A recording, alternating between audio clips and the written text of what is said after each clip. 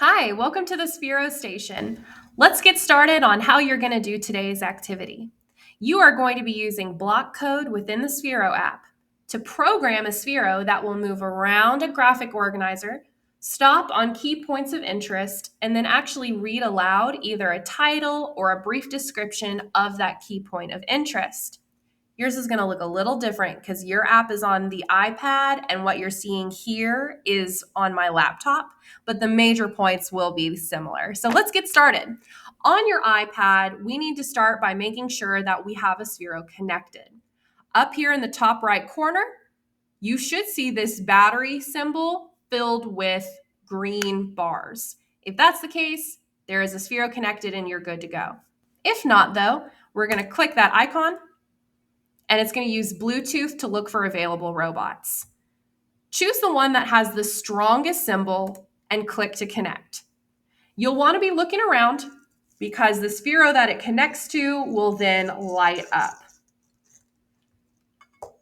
We can also change the color of the light. I think on your iPad, this icon is down in the bottom left, but I can change the color, you can see, so that it's unique from any other Spheros that are near you. I recommend my students to do this as well so they don't get their Spheros mixed up. Okay, our Sphero is connected. We're ready to start our project. You're going to go to My Programs here on the left, and you'll press the plus button to create a new program. I think your plus button is in the bottom right of your iPad. When we create our program, we'll give it a quick name like Graphic Organizer Code. And we'll make sure that it says it is a block type code for Sphero Spark. Then you'll click Create.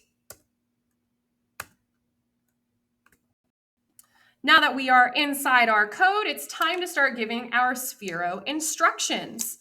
So what you want to do is choose the graphic organizer you're going to do first. And you are going to place your Sphero here on the starting circle. Every time you do your code, you'll always want to put your Sphero back in the same spot, and you'll see why shortly.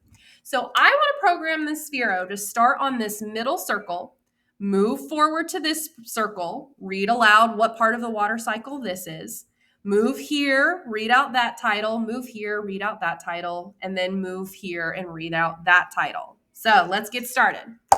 I can see that to get from this circle to this circle, the number 1, I need my Sphero to move straight. Well, in order to do that, I need to aim my Sphero first so it knows which way is straight. So I'm going to click this aim button here at the top. Yours might be at the bottom.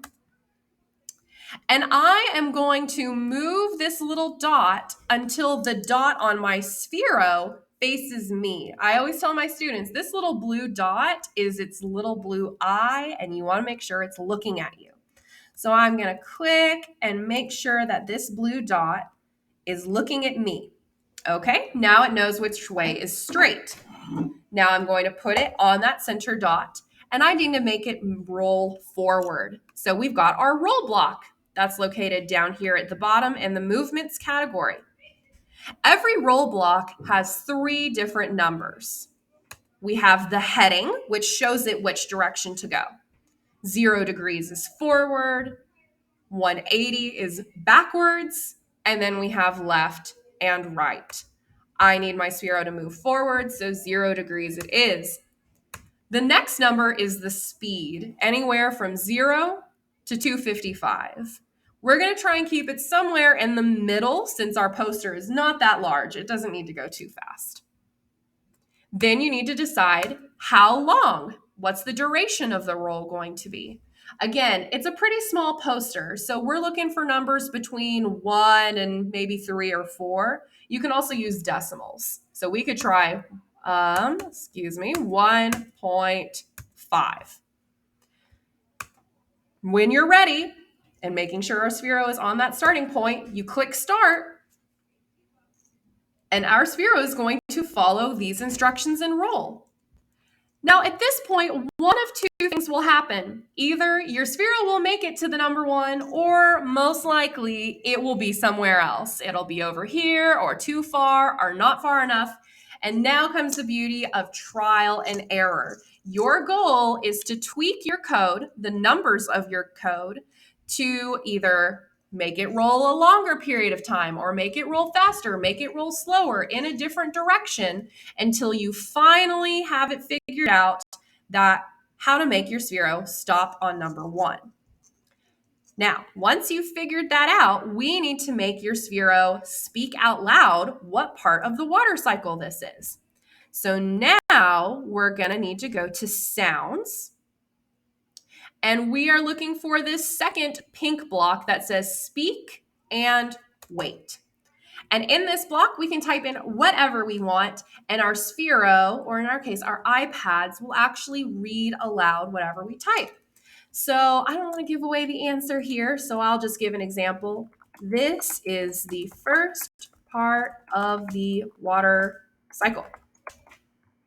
Okay, now, again, as always, we've got to place our Sphero in this starting area. Now, when I press start, it's going to roll forward and then... This is the first part of the water cycle. There you go. And we have step 1 complete. Now that we've figured that out, we're going to have to figure out how to get the Sphero to roll to the next part.